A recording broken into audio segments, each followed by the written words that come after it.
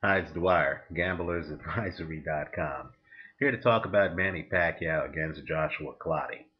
But let me just make a few points. First, if you're like me, you're a bit disappointed that the big fight between Manny Pacquiao and Floyd Mayweather is not taking place, at least not for now. That would have been a great fight between two of the sport's biggest names. Manny Pacquiao has been on a great run. And of course, Floyd Mayweather is undefeated. Both guys have a claim to being the best fighter pound for pound in boxing, and I thought that fight would have simply been tremendous.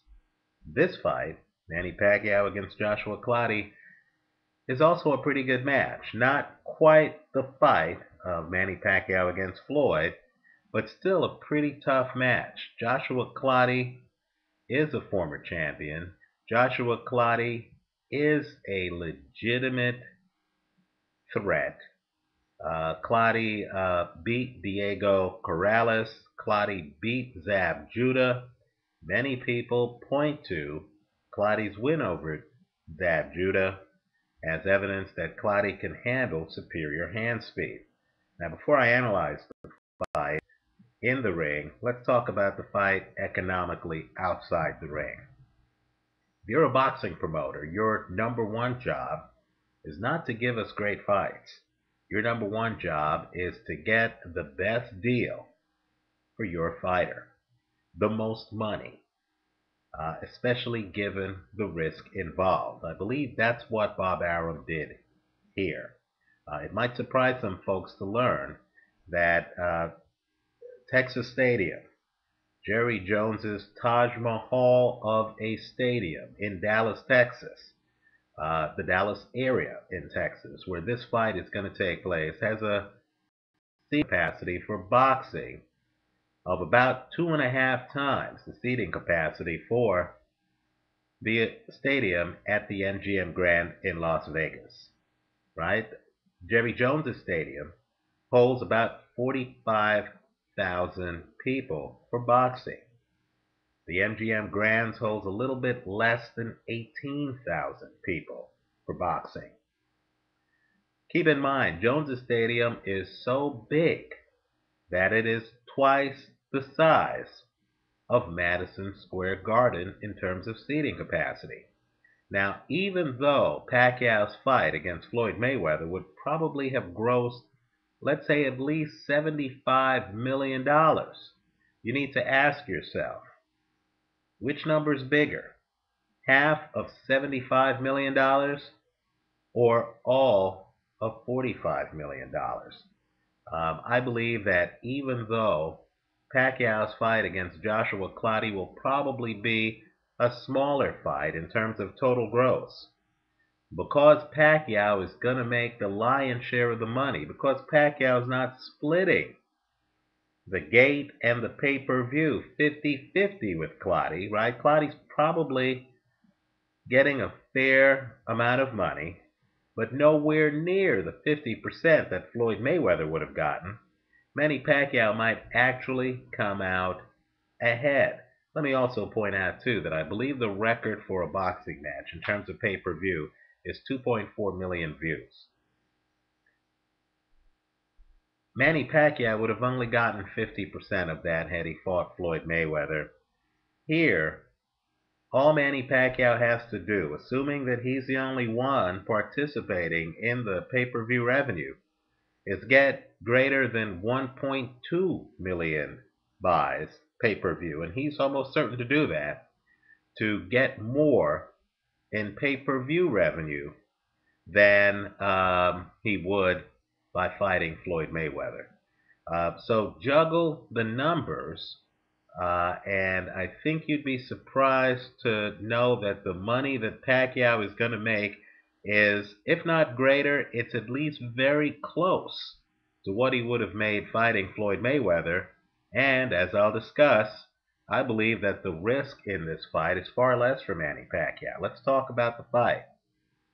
It is true that Joshua Clottey is a tremendous boxer. I actually picked him to beat Miguel Cotto, even though he was the underdog. And quite frankly, on my scorecard, he won that fight. I believe the official verdict was Miguel Cotto by split decision. Here, in this fight against Manny Pacquiao, I actually like Manny Pacquiao to win this fight. It's clear that Manny Pacquiao has much faster hand speed than Joshua Clottey. But that's not the difference maker in this fight. I believe the difference maker in this fight is that Manny Pacquiao has the far superior foot speed, and Manny Pacquiao, this really is a highly developed skill.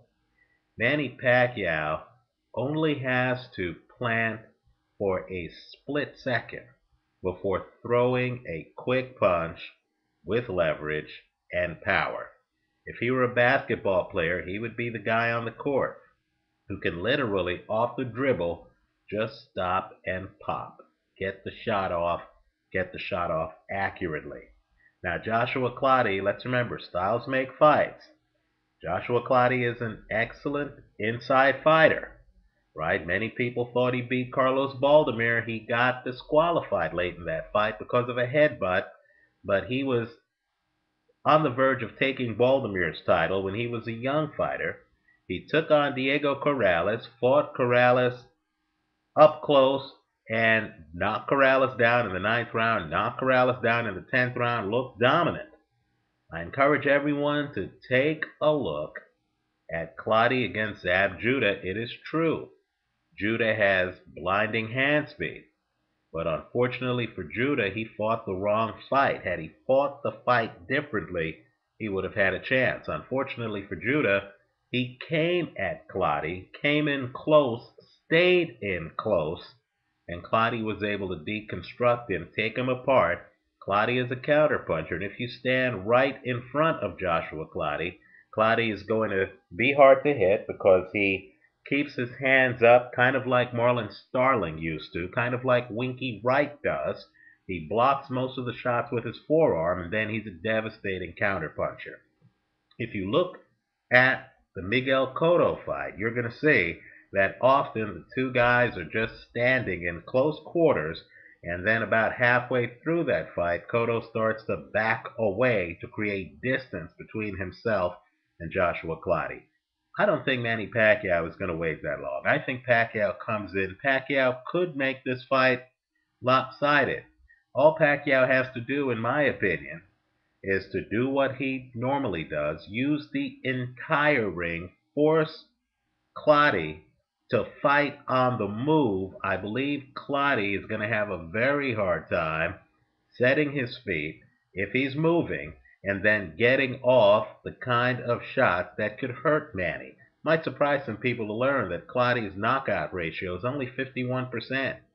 Since 2005, Clottey has really only knocked out one guy. I'm not counting the Zab Judah fight because keep in mind in that fight, the fight was stopped because Zab Judah had a cut.